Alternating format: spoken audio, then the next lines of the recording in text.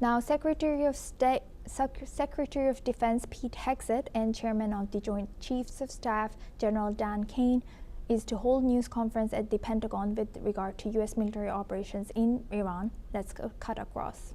A savage, one-sided war against America. They didn't always declare it openly, except for their constant chants of death to America. They did it through the blood of our people. Car bombs in Beirut, rocket attacks on our ships, murders at our embassies, roadside bombs in Iraq and Afghanistan, funded and armed by Iranian Quds Force and IRGC killers. My generation of veterans carry the names of brothers who never came home, brothers butchered by Iranian-backed roadside bombs and well-armed militias, thousands of our own. We didn't start this war, but under President Trump, we are finishing it. Their war on Americans has become our retribution against their Ayatollah and his death cult. It took the 47th president, a fighter who always puts America first, to finally draw the line after 47 years of Iranian belligerence. He reminded the world, as he has time and time again, being an American means something unbreakable. If you kill Americans, if you threaten Americans anywhere on earth, we will hunt you down without apology and without hesitation, and we will kill you. President Trump has also been very consistent. Crazy regimes like Iran, hell-bent on prophetic Islamist delusions, cannot have nuclear weapons. It's common sense. Many have said it, but it takes guts to actually enforce it, and our president has guts. Iran's stubborn and self-evident nuclear pursuits, their targeting of global shipping lanes, and their swelling arsenal of ballistic missiles and killer drones are no longer tolerable risks.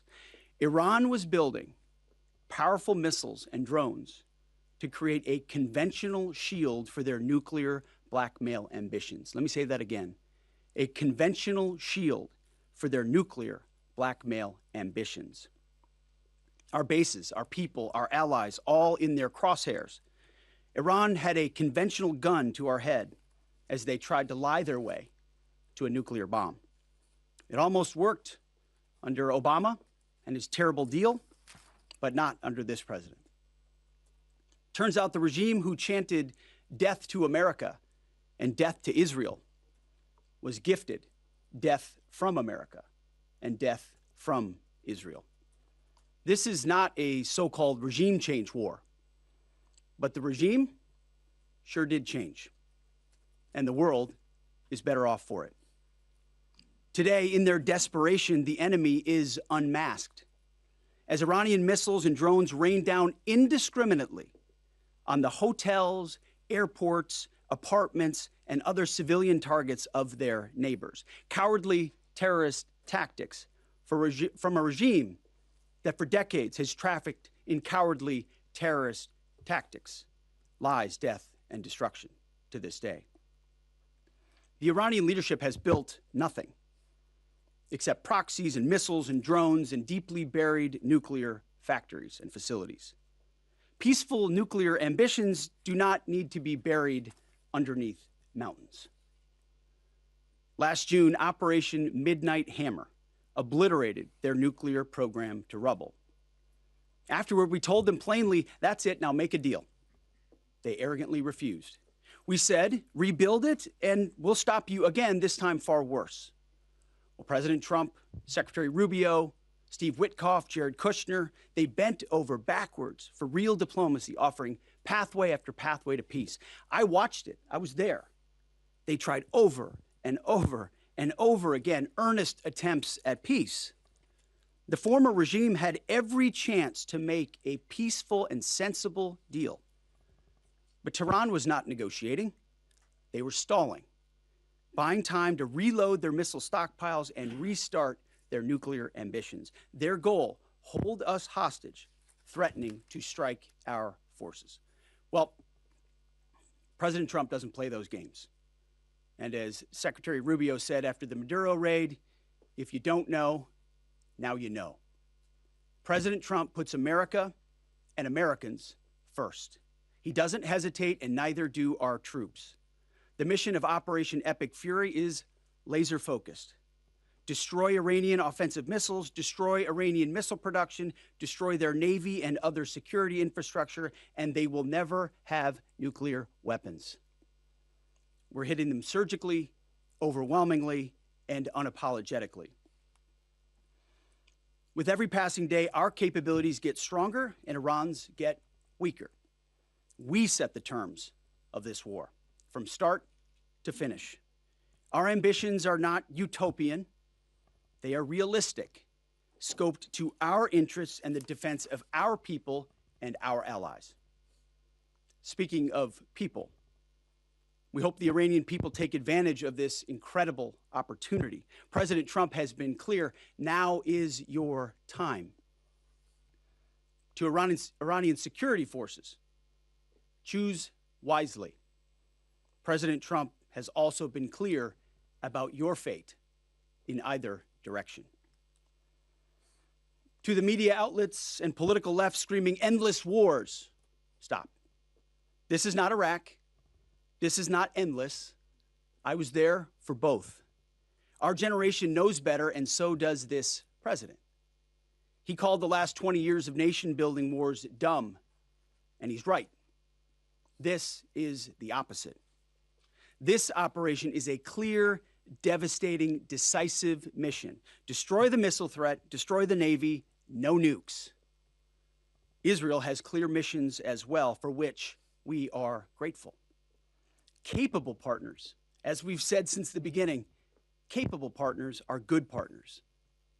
Unlike so many of our traditional allies who wring their hands and clutch their pearls, hemming and hawing about the use of force.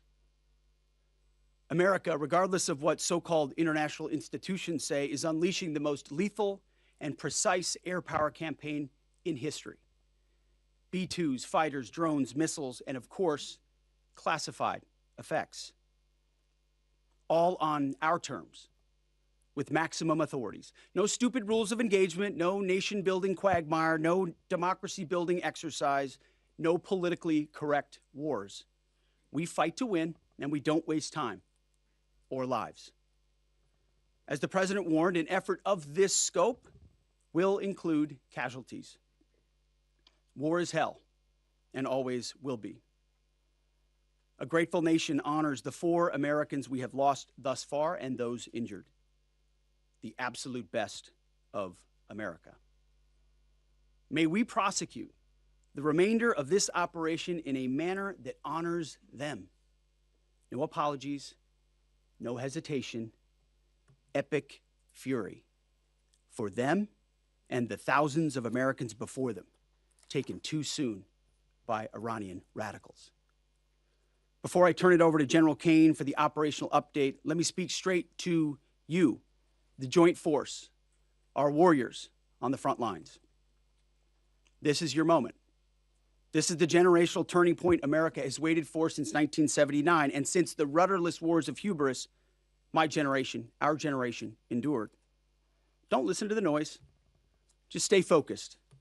Our commander-in-chief is steady at the wheel. We face a determined enemy, but you are better.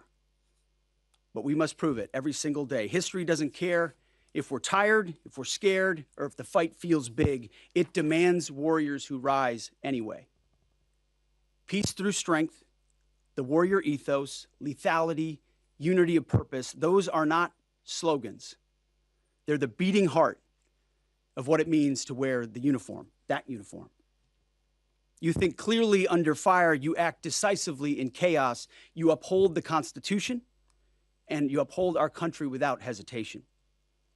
We are not defenders anymore. We are warriors, trained to kill the enemy and break their will. History is watching. Be the force you swore an oath to be, focused, disciplined, lethal, and unbreakable. We will finish this on America First conditions of President Trump's choosing. Nobody else's, as it should be. And know this above all, President Trump and I have your back, always. Through fire, through criticism, through fake news, through everything. We unleash you because you are the best, most powerful, most lethal fighting force the world has ever seen. May Almighty God watch over you, and his providential arms of protection extend over you. Godspeed, warriors, and keep going. General Caine, over to you. Thank you, Mr. Secretary, and good morning, everyone. The purpose of